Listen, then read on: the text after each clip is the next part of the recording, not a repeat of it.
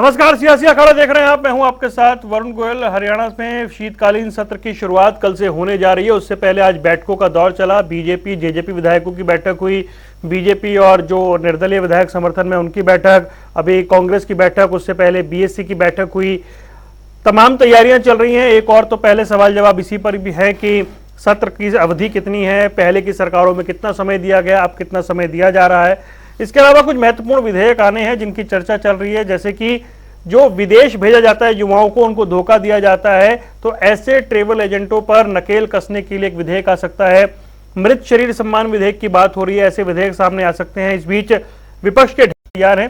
विपक्ष की तैयारी कैसी है, विपक्ष के कैसे सवाल है और सरकार की क्या तैयारी है, कैसा सत्र रहने वाला है, इसको लेकर चर्चा करेंगे। कई खास मेहमान हमारे साथ जुड़ रहे हैं।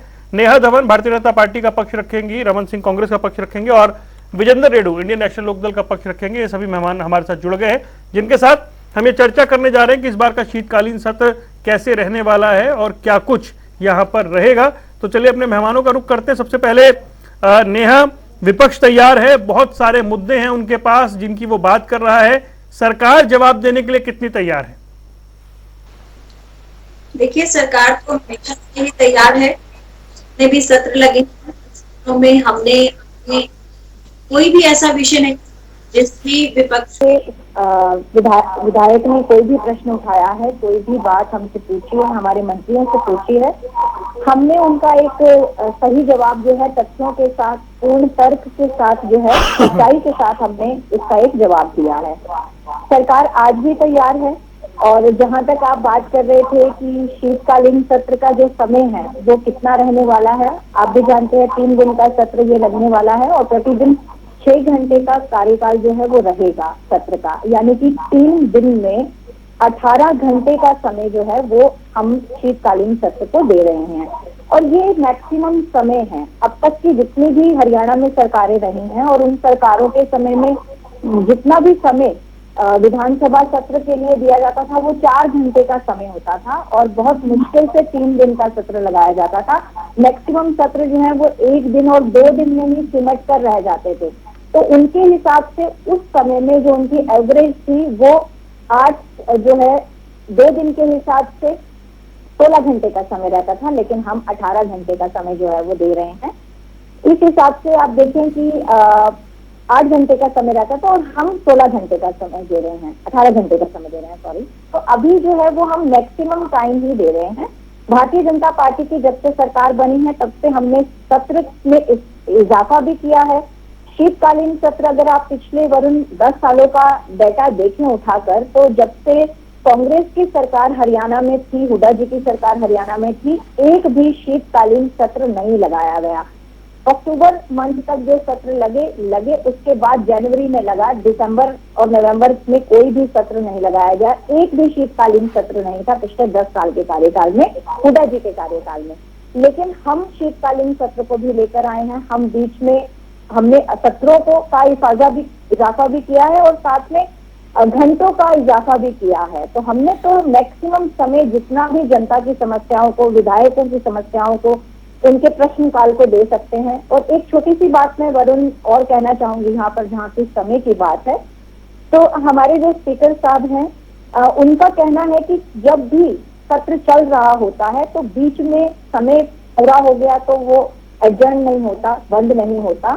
जब तक प्रश्नकाल चल रहा है, जब तक प्रश्न बाकी रह गए हैं, चाहे समय भी खत्म हो गया हो 6 घंटे का, उसके बाद भी वो 8, 10, 12 घंटे जब तक वो प्रश्न जो उस दिन सुनने हैं उस दिन पूरे नहीं होंगे तब तक वो एक्सटेंड होता है समय।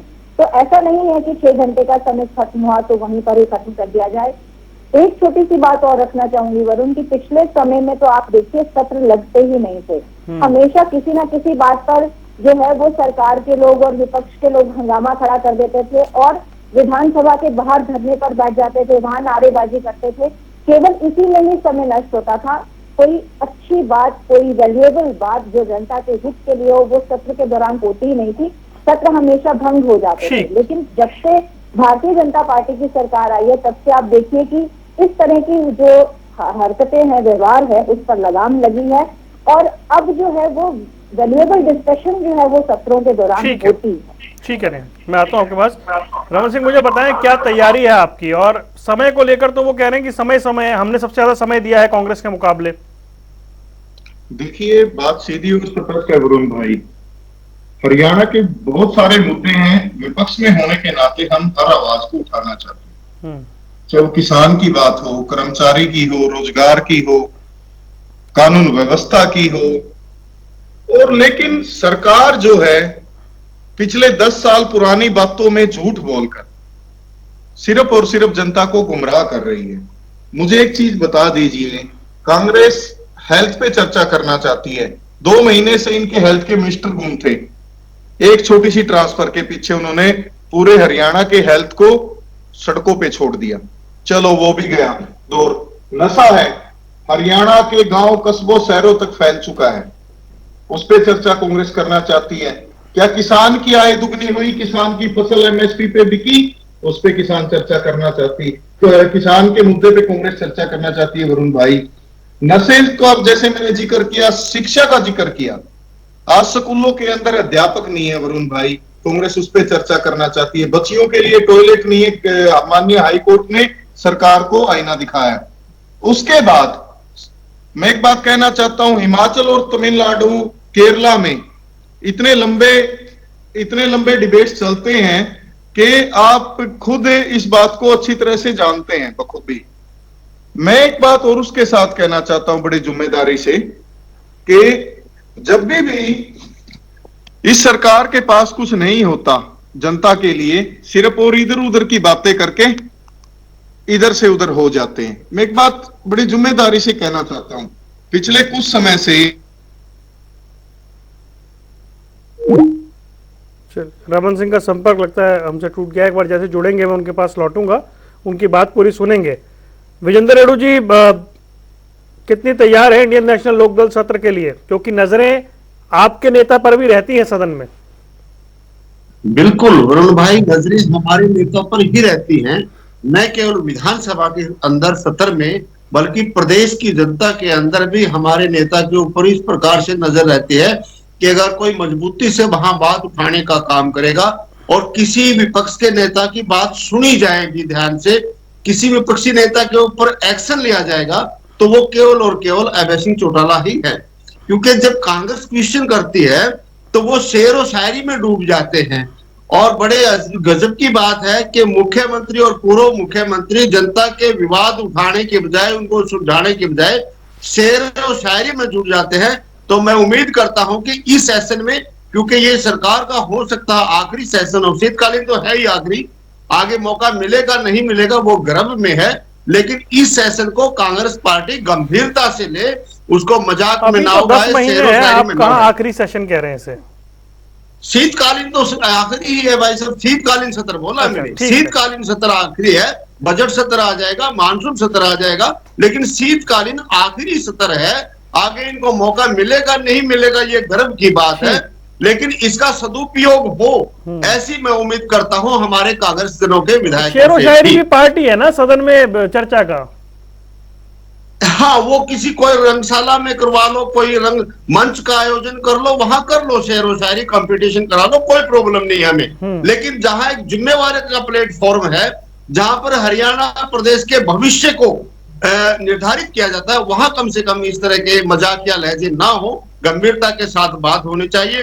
क्योंकि ये जो सेशन है वरुण जी, ये बड़ा संवेदनशील एक प्लेटफॉर्म है जहां पर सभी कार्य योजनाओं का प्रारूप तैयार किया जाता है। तो मैं एक तो ये चाहता हूं सरकार से, इंडियन नेशनल लोकदल पार्टी की तरफ से, कि हमने अभय सिंह चौटाला जी ने लगभग 11 जो है ना मोशन वहां पर देने का काम किया। उनमें से केवल मात्र एक मोशन एक्सेप्ट हुआ मुआवजे का, बेरोजगारी का, खाली पदों का, महिला उत्पीड़न का, शराब, जहरीली शराब का, खाद बीज का, सारे के सारे रिजेक्ट करने का काम किया। तो यहीं से सरकार की मंशा उजागर होती है कि वो विपक्ष को बोलने नहीं देंगे।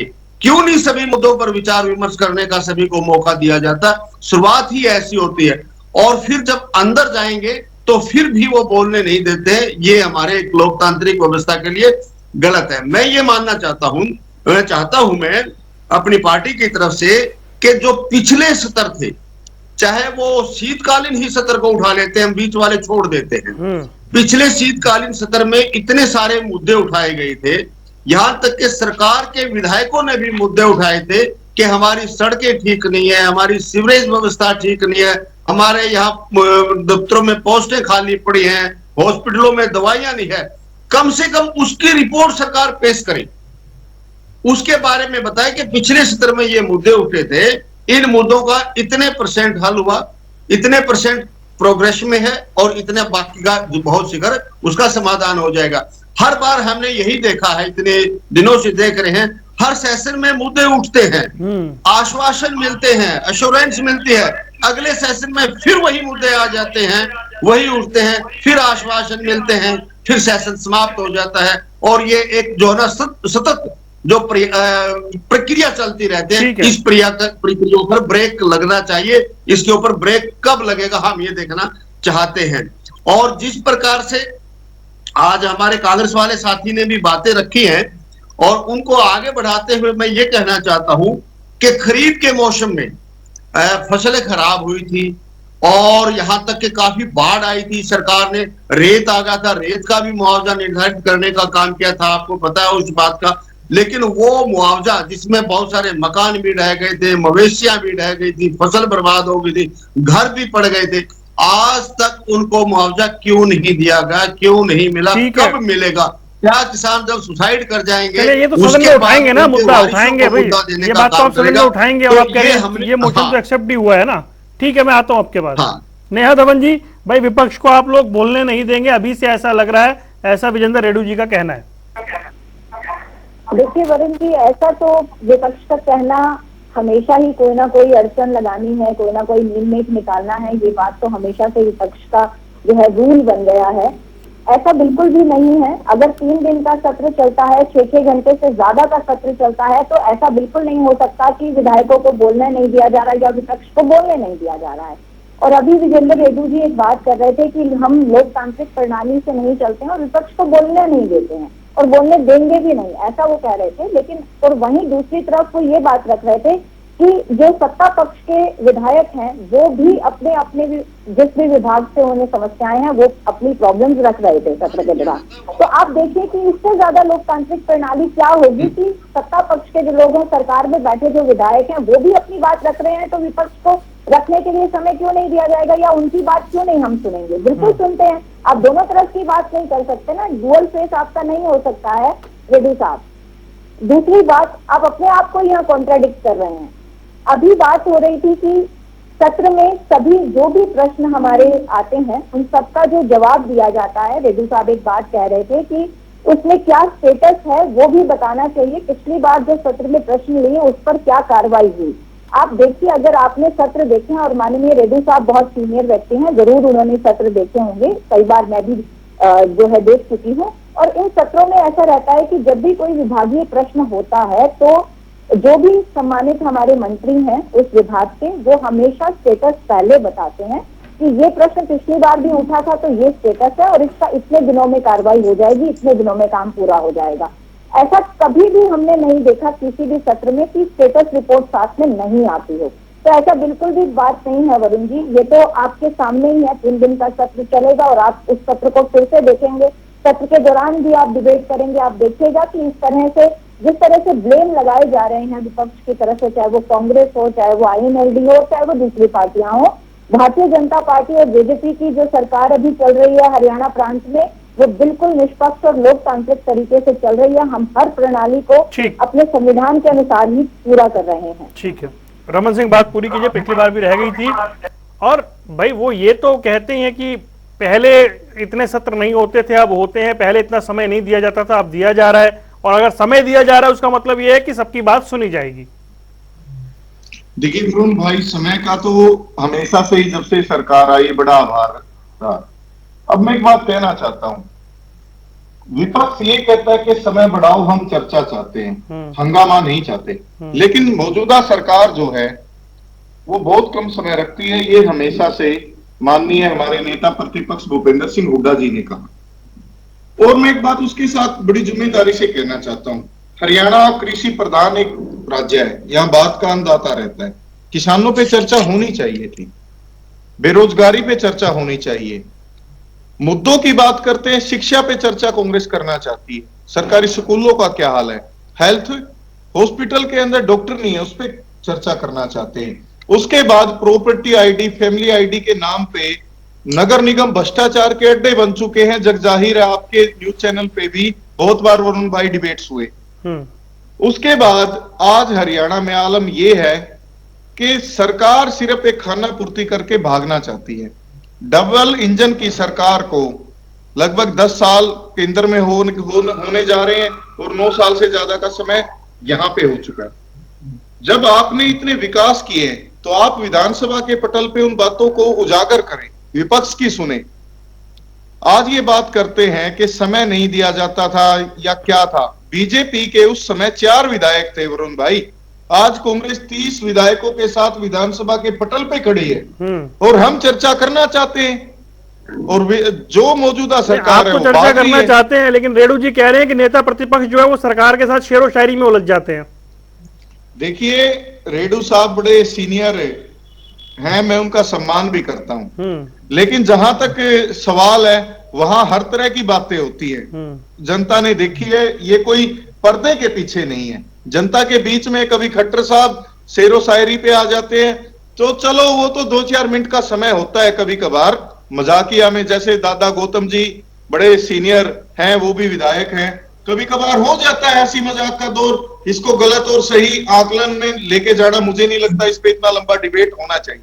लेकिन डिबेट मुद्दों पे वरुण भाई होना चाहिए, नशे पे चर्चा होनी चाहिए, बेरोजगारी पे होनी चाहिए। आपने बता दिया कि नशे बेरोजगारी पे चर्चा होनी चाहिए। रेणु जी देखिए, वो 2-4 मिनट का होता है, उसके अलावा तो कांग्रेस भी गंभीर ही रहती है सदन में। हाँ देखिए, चलो इनका भी कहना ठीक है, लेकिन वास्तव में वो बहुत लंबा समय निकाल देते हैं। पिछली बार आपने देखा होगा, अभय सिंह चौटाला जी ने एक प्रश्न पूछा था रजिस्ट्री घोटाले के बारे में, जो हिसार का मुद्दा था, और जब अभय सिंह चौटाला और माननीय ज्ञानचंद जी के बीच में उस बात को लेकर के वाद विवाद चला हुआ था, तो बीच में हुड्डा जी खड़े हुए और प्रश्न को ही बिल्कुल खत्म ही कर दिया और दोनों ने शेरो शायरी शुरू कर दी। हालांकि अभय सिंह को कहना पड़ा, हुड्डा साहब आप बैठ जाइए, मेरे प्रश्न को ऐसे मत उलझाइए। तो ऐसे नहीं उलझना चाहिए। उसे एक मनसा जाहिर होती है कि भूपेंद्र हुड्डा कहीं ना कहीं सरकार का पक्ष लेते हैं इस प्रकार से करके। उनको ऐसा नहीं करना चाहिए। विपक्ष के नेता हैं तो विपक्ष की भूमिका निभानी चाहिए। दूसरी बात अभी नेहा जी ने कही, हमारी छोटी बहन ने, कि वो स्टेटस रिपोर्ट दी जाती है और सत्ता पक्ष के लोगों को भी सुना जाता है। अच्छी बात है, अच्छी परंपरा है कि सत्ता पक्ष के लोगों को भी सुनना चाहिए। लेकिन दुख इस बात का है वरुण जी कि सत्ता पक्ष के लोग भी कंप्लेंट करते हैं। वो सत्ता पक्ष के लोगों के भी काम नहीं हो रहे हैं तो दूसरों के काम कैसे होंगे? प्रश्न ये है बहन हमारा कि आपके विधायक, आपके एमएलए, पिछली बार जो है रिवाड़ी के, महेंद्रगढ़ के विधायकों ने कितने मुद्दे उठाए कि हमारी सड़कें नहीं बन रही। जब आपके विधायकों का काम नहीं हो रहा है तो विपक्ष के और आम जन का क्या हाल होगा? विचारणीय विषय ये है और चिंतनीय विषय भी ये है। ठीक है, दूसरी बात देखिए, मैं फिर आता हूँ। अरे आज समय बहुत है, मैं आता हूँ रेणु जी, आ रहा हूँ, 1 मिनट। मैं नेहा के पास आऊंगा, पहले मैं जवाब देता हूँ। भाई रमन सिंह, ये जो रेणु साहब कह रहे हैं कि मंशा कुछ और रहती है, बीजेपी को साथ दे जाते हैं और जब वो विपक्ष की ओर से सवाल उठाते हैं तो वैसा समर्थन आप लोग नहीं करते। देखिए, रेणु जी का पहले भी जैसे मैंने जिक्र किया था, बड़े ही सीनियर और समझदार व्यक्ति हैं, लेकिन इस तरह की बात करेंगे तो अपने आप गिर जाएंगे। जब वोटिंग होती है राज्यसभा के लिए, जब तो बीजेपी को वोट डालते हैं, जब राष्ट्रपति के चुनाव के लिए वोट डालती है तब बीजेपी को वोट डालते हैं। तो मिला हुआ कौन है वरुण भाई? ये जनता आईना देखती है, आईने में साफ दिखाई देता है कि अभय सिंह चौटाला जी जहां पे इनके विधायक वोट डालते हैं राज्यसभा की, वहां अभय सिंह जी डाल देते हैं। तो मैं ये चाहता नहीं कि इस डिबेट पे इतना लंबा हम इधर जाएं।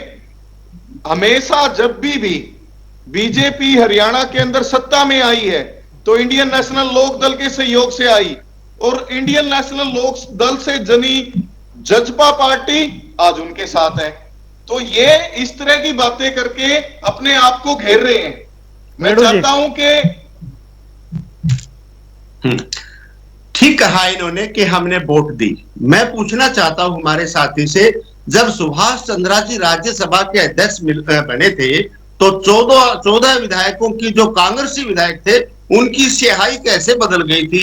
और किस कारण से बदली थी, क्यों उनको रद्द करवाया था और किसने रद्द करवाया था, जो कि पूर्ण रूप से स्पष्ट है कि अपने भूपेंद्र हुड्डा के चहेते को मैदान में नहीं उतारा गया, उनके उस दूसरे व्यक्ति को उतार दिया, तो उन्होंने अपने विधायकों की वोट ही कन्वर्ट करवा करके सुभाष चंद्रा के पक्ष में उनको जितवाने का काम किया, अपनी वोट रद्द करवा करके।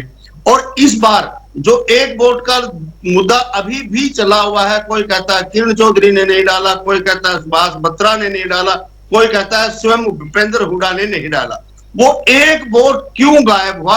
अदरवाइज तो कांग्रेस का जीत जाता राज्यसभा सांसद, वो एक वोट कहां गया? अभय सिंह ने जो वोट दी अपने शर्मा जी को, उन्होंने वोट दी सिर्फ इसलिए क्योंकि वो निर्दलीय कैंडिडेट था नंबर 1, वो किसी पार्टी की टिकट पर नहीं था, वो समर्थित था, इनेलो का भी समर्थित था, भाजपा का भी समर्थित था, जेजेपी का भी समर्थित था। लेकिन आप यदि वो एक वोट डालते तो कार्तिकेय नहीं बनता भाई, नहीं बनता।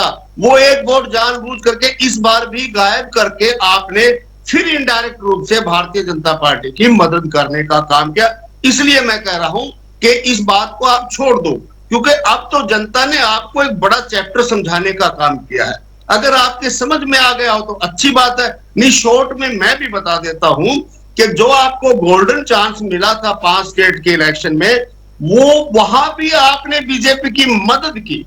कोई नहीं भाई, चुनाव लड़ा, मदद कैसे की? चुनाव लड़ा उन्होंने, बीजेपी की मदद की। वरुण भाई मैं बताता हूं, आ रहा हूं मैं आपके पास, 1 मिनट आ रहा हूं। हाँ जी रमन जी बोलिए, जल्दी से बोलिए, वो रिएक्ट करना चाह रहे हैं। आ रहा हूं, जल्दी रिएक्ट कीजिए, फिर नेहा के पास जा रहे हैं। वहां पर इन्होंने जो एक गठबंधन बनाया इंडिया में, अगर वहां पर ये गठबंधन में चुनाव लड़ते तो मैं गारंटी देता हूं, वो रणनीतिक चूक हो सकती है ना, मदद कैसे हो गई?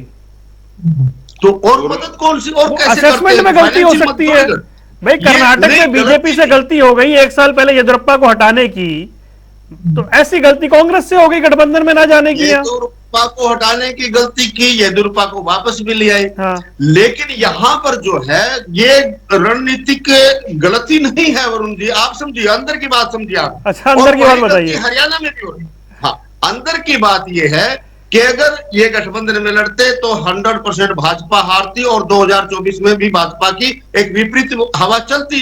लेकिन कहीं ना कहीं जो ये कुछ लीडरशिप छत्रप है, जो इनके छत्रप है, वो चाहते या तो मैं नहीं कोई नहीं। चलिए रमन जी जवाब दीजिए। तो छत्रप तो हरियाणा में भी है ना, छत्रप तो हरियाणा में भी है। हरियाणा में वहां तो 2 थे, यहाँ 1 मिनट रमन जी बोलिए, ठीक है आ रहा हूँ साहब, रमन जी बोलिए। तो एक काम के 4 लगे हुए हैं, वहां तो सिर्फ 1 ही लगा हुआ था। तो यहाँ तो और भी बुरा हाल होगा, देखना आप, अभी इलेक्शन आएंगे। हरियाणा प्रदेश में 5 सेकंड और लेता हूं, अब हरियाणा प्रदेश में चुनाव जो है भाजपा और इनेलो के बीच में होगा, बाकी कोई पार्टी नहीं बची हरियाणा में, खत्म हो चुका है सब कुछ। 2 ही पार्टियों के बीच इलेक्शन होगा। ठीक है, हाँ जी रमन बोलिए। वरुण भाई बड़ा हास्य नहीं लगता है, जो पार्टी 20 साल से सत्ता में नहीं है, एमएलए लेके घूम रही है और वो ज्ञान बांट दे तो हास्यमयी बन जाता है वो दौर। इनको शायद ये याद नहीं है कि मध्य प्रदेश, छत्तीसगढ़ और राजस्थान और तेलंगाना में कांग्रेस पार्टी को बीजेपी से ज्यादा 10 लाख वोट मिले हैं। रेड्डू साहब के पास आंकड़े नहीं हो तो मैं दुरुस्त कर देता हूं। हाँ ये सच है, ये सच है और ये मानने लायक भी है कि 3 राज्यों में हमें 8 लाख वोट कम भी मिले हैं वरुण भाई। हम सत्ता से दूर रहे, वोट का जो मार्जिन है परसेंटेज का, वो हिमाचल की तरह बहुत कम रहा, जैसे बीजेपी के साथ हिमाचल में हुआ। लेकिन हारे हैं हम, हमारे लिए ये चिंता का विषय है। और जहां हम लोग कमजोर रहे होंगे तो वहां हम अपने आप को दोबारा से, चलिए वो अलग विषय है, उसको लेकिन मैं वही कह रहा हूं, अभी रेड्डू साहब ज्ञान बांट रहे थे। एक एमएलए लेके इतना ज्ञान बांटना, मुझे नहीं लगता आपको अभी इतना लंबा जाना चाहिए। आप अपने एक विधायक को संभाल के रखें, 10 आदमियों से बात करके तो एक एमएलए बना हुआ है आपका। 20 साल से आप सत्ता में नहीं है और आप एक नेशनल पार्टी पे टिप्पणी कर रहे हैं। कमाल की बात है रेड्डू साहब, आप बड़े सीनियर है, मैं आपका सम्मान भी करता हूं। ठीक है, वो चर्चा में टिप्पणी करने ही बैठे हैं भाई। वो मैं आ रहा हूँ, 1 मिनट, नेहा बहुत देर से इंतजार कर रही है। नेहा बोलिए।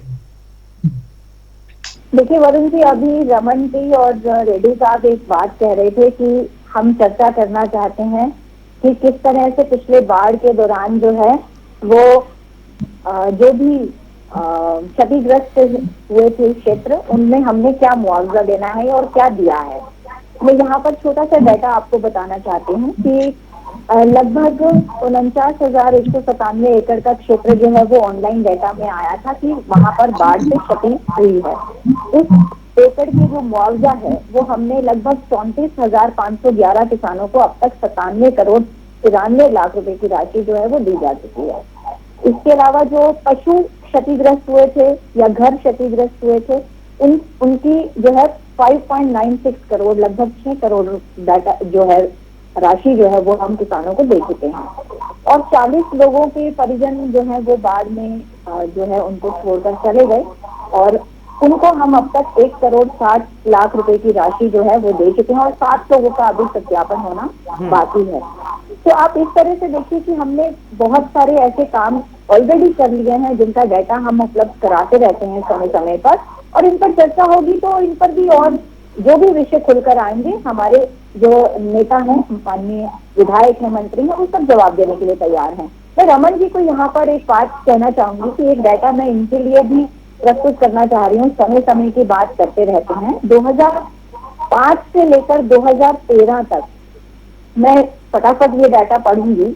मार्च 2005 में हमारा सत्र लगा 2.5 दिन का, जिसमें 4 घंटे प्रतिदिन था, तो 2 दिन 4-4 घंटे और 1 दिन 2 घंटे का समय। जून 2005 में, दिसंबर 2005 में केवल 1.5 दिन का सत्र लगा, 1 दिन में 4 घंटे का और 1 दिन में मॉर्निंग सेशन केवल हुआ। जनवरी 2006 में, जनवरी 2006 में फिर से 1.5 दिन का सत्र हुआ। सितंबर 2006 में हुड्डा जी के समय में फिर से 1.5 दिन का सत्र हुआ। सितंबर 2007 में 1.5 दिन का, और सितंबर 2008 में भी जो सत्र लगा था विधानसभा का वो भी 1.5 दिन का था। उसके बाद जून से अगस्त में जो 2009 के सत्र लगे थे वो केवल और केवल 1 दिन के सत्र लगे थे। अक्टूबर 2009 में भी केवल 1 दिन का सत्र लगा था। ठीक। सितंबर 2010 में केवल 1.5 दिन का सत्र लगा था। आप बात कर रहे हैं भारतीय जनता पार्टी की, जहां हम आपको 3 दिन के सत्र दे रहे हैं, 2-2 घंटे हमने एक्सटेंड कर दिए हैं, हमने सत्र जो है वो भी बढ़ा दिए हैं। आपने तो विंटर सेशन भी 10 साल में एक बार नहीं लगाया, फिर भी आप हमारी तरफ आंखें उठाते हैं। ये तो कोई जायज बात है। कैलकुलेशन है सिंपल, इससे आपको समझना चाहिए। सवाल वो करें, वो बात उठाएं जिसमें आप खड़े उतरते हैं। अगर कांग्रेस इस बात पे खड़ी नहीं उतरती तो बीजेपी को आंखें दिखाती कैसे है? ठीक है, रमन सिंह भाई वो आंकड़े रख रहे हैं कि आपके समय में 1 दिन और 1.5 दिन के सत्र हुए, 3 दिन का सत्र सरकार कर रही है, आपको फिर भी आपत्ति है। हरियाणा प्रांत के अंदर बहुत सारी परिस्थितियां बदली वरुण भाई, ये आपको भी मानना पड़ेगा। हालात मैं ये नहीं कहता कि उस समय हमने समय जितना उस समय विपक्ष ने, कभी लोकदल उस समय सत्ता से बाहर थी, विपक्ष में थी, बीजेपी कहीं नहीं थी, लेकिन इंडियन नेशनल लोकदल ने कभी भी उस समय, मुझे नहीं लगता इस तरह से टिप्पणियां की थी विधानसभा के सेशन के समय को लेकर। आज परिस्थितियां वरुण भाई, मुद्दे बहुत हैं। उस समय जो मुद्दों पे चर्चा होती होगी उस समय दिए गए थे। ठीक है। आज जब विपक्ष ये कह रहा है कि उस दौर के बाद आप हिमाचल आ जाइए, हिमाचल एक छोटा सा प्रांत है, वहां आज के दिनों उदाहरण तो आप ही को सेट करना था ना। होते हैं। नहीं, हमने सेट किया ना, हम आपको बराबर में जो प्रांत है हिमाचल, उसका एग्जांपल वरुण भाई दे रहे हैं कि 1 हफ्ते के सेशन लग रहे हैं आज, क्योंकि परिस्थितियां, समय की मांग कुछ और है। ठीक है, हालात बदलते रहते हैं। अच्छा रेणु साहब बताइए भाई, क्या परिस्थितियां बदल गई कि उस वक्त 1.5 दिन का सेशन सही था और अब 3 दिन का कम है? 10 साल में कुछ नहीं बदली है। पहले भी सेशन बड़ा होना चाहिए था, सभी की बातें सुनी जानी चाहिए थी। हर सरकार को सभी को मौका देना चाहिए ताकि सभी अपनी बात रखें और उन बातों के ऊपर डिबेट हो और डिबेट के बाद उसका समाधान निकाला जाना चाहिए। कांग्रेस ने तो और कई बड़े बड़े काम किए थे। जहां सेशन 1 दिन 1.5 दिन का हुआ करता था, कांग्रेस ने जाते जाते ऐसे कानून कायदे लागू करने का भी काम किया जिससे पूरा हरियाणा जला। बेशक वो भारतीय जनता पार्टी ने गोलियों से भूनने का काम किया उन युवाओं को, लेकिन उसका बीज कांग्रेस ने ही बोया था। जो अदर बैकवर्ड रिजर्वेशन का था मामला, जो जाते जाते अधूरा, आधा अधूरा कानून बना करके गए वो आरक्षण का 5 जातियों के लिए, उसका परिणाम जो है अपनी जान गवा करके हरियाणा प्रदेश के युवाओं को गवाना पड़ा। युवाओं को 32 लोगों को जान देनी पड़ी। हालांकि वो जान ली भारतीय जनता पार्टी ने, आग लगाई कांग्रेस पार्टी ने। दूसरी बात, अभी रमन हमारे छोटे भाई कह रहे थे कि रेणु साहब ज्ञान बांट रहे हैं। बिल्कुल सही बात है, मैं ज्ञान बांट रहा हूं, ले लो, काम आएगा। और अच्छी तरह संभाल करके भी रखना रमन भाई, आप ये बात याद करिए। नहीं मैं दे रहा हूं, अच्छी बात है आपने कहा, तो ये आपको लेकर के जाना चाहिए। क्योंकि देखिए 2009 में आपकी कितनी सीटें थी हरियाणा प्रदेश में, और इनेलो की कितनी थी? 31 सीटें थे छोटे भाई। और 2014 में हम विपक्ष के नेता थे, आपकी सीटें कितनी थी? 15 थी, हमारी 19 थी। आप एक सीट जीत पाए थे लोकसभा की, हमने 2 जीती थी। हम तो आपसे बड़ी पार्टी है। और दूसरी बात, जो हमारा मुख्यमंत्री 5 बार का मुख्यमंत्री है। तीसरी बात, हमने हरियाणा प्रदेश में वो इतिहास कायम किया है, देश का उप प्रधानमंत्री रहा है। कल सत्र में चर्चा, जो सत्र में कल चर्चा होगी उसके बाद हम लोग यहाँ बैठेंगे, फिर चर्चा करेंगे। फिलहाल आप तीनों मेहमानों का जुड़ने के लिए बहुत बहुत शुक्रिया। सियासी अखाड़ा देख रहे थे आप, यहाँ रुक रहे हैं कुछ देर के लिए। खबरों का सिलसिला लगातार जारी है।